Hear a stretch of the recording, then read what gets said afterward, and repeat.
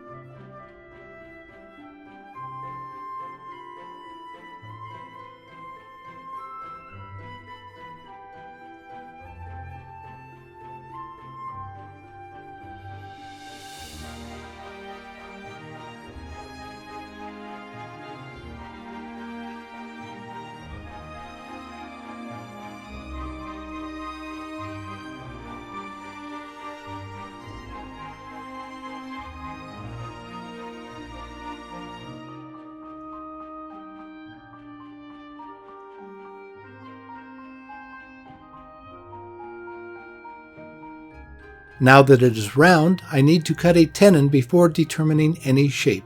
Then cut another groove above the tenon that will be the actual bottom of the bowl.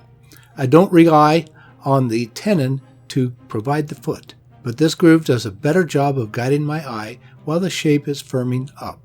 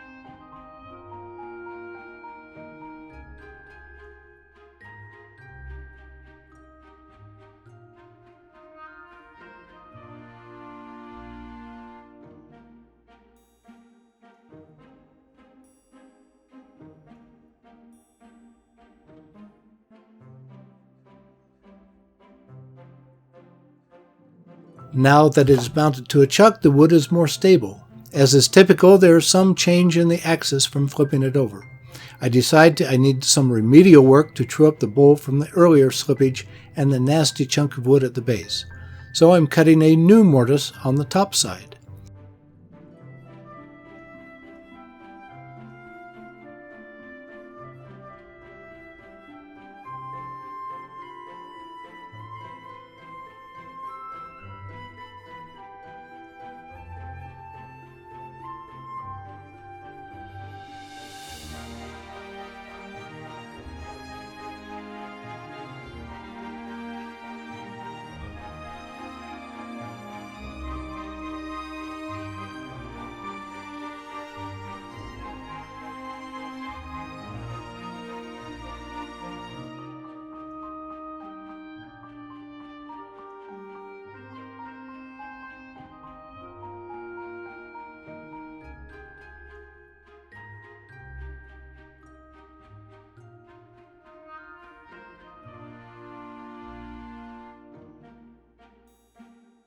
Then flip it over into an expansion mount.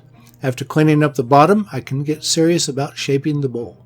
This is where a shear cut is my preference. Handle low, cutting edge nearly vertical to the wood, and firm up the exterior shape. But not completely. This is green, it will warp. I'm leaving the walls thick to accommodate the shrinkage.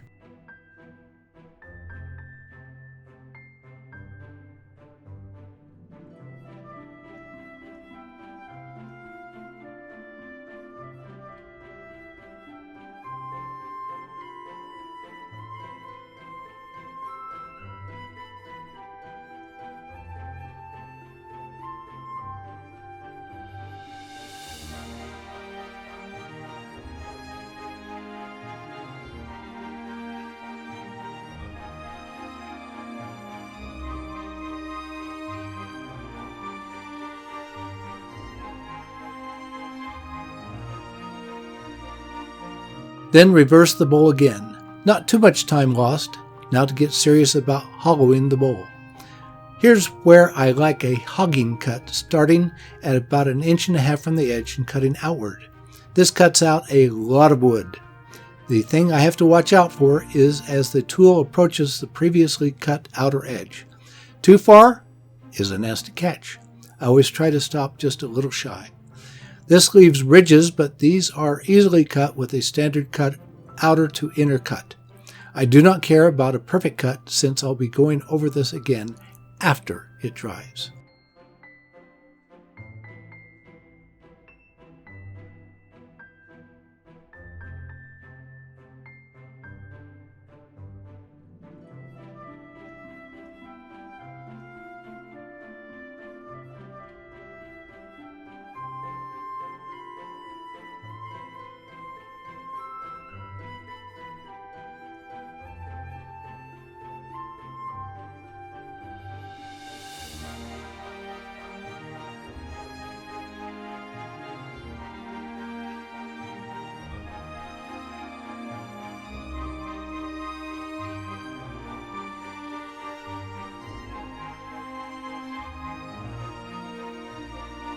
Then seal the green bowl with greenwood sealer.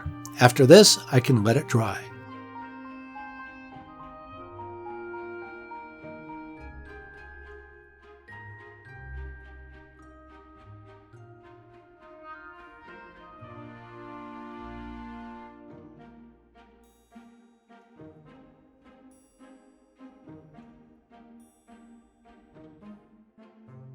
As it dries, I weigh the bowl and record the date and the weight.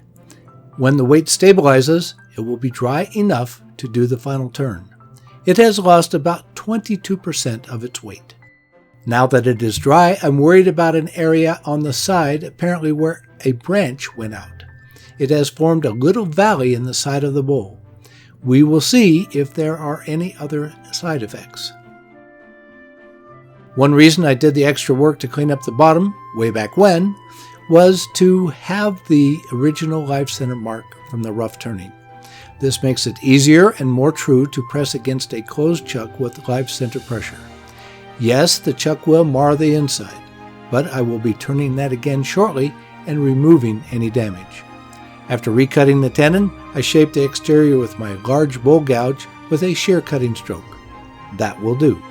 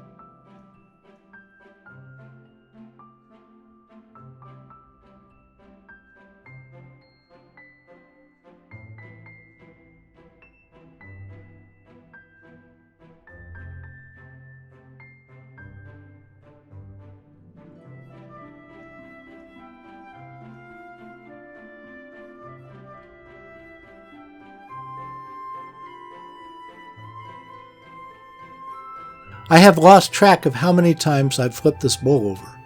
Whatever it takes. Now I can address to finish the interior. No hogging cuts now because all that soft wet wood is gone. At the very bottom, I switched to a large heavy bowl scraper since it does a nice job that far over the tool rest on the bottom. Then I turn off the camera while I thoroughly sanded the bowl.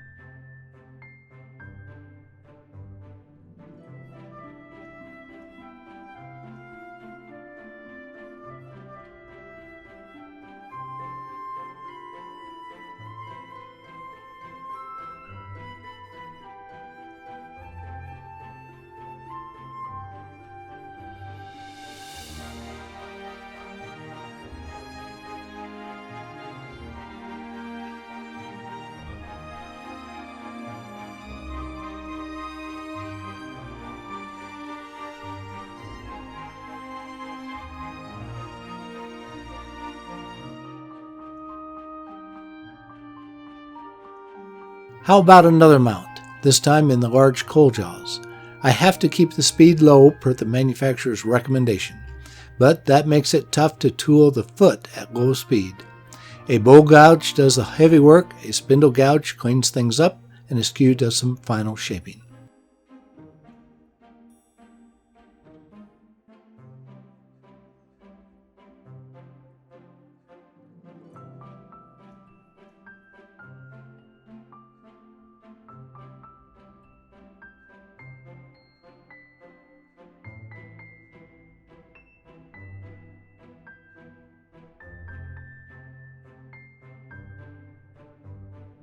After sanding the foot area, I cut a couple of decorative grooves and then lightly sand the grooves.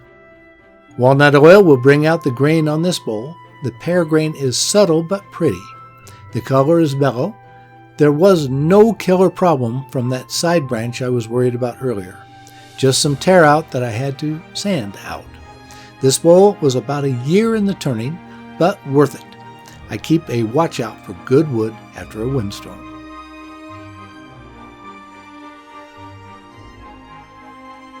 Please give this video a thumbs up, subscribe on my website, and tell your friends. I appreciate your comments and questions. Every week I make a new wood turning video and add it to my website. As usual, I appeal to you to wear your full face shield anytime the lathe is running. I'll see you next week with another wood turning video.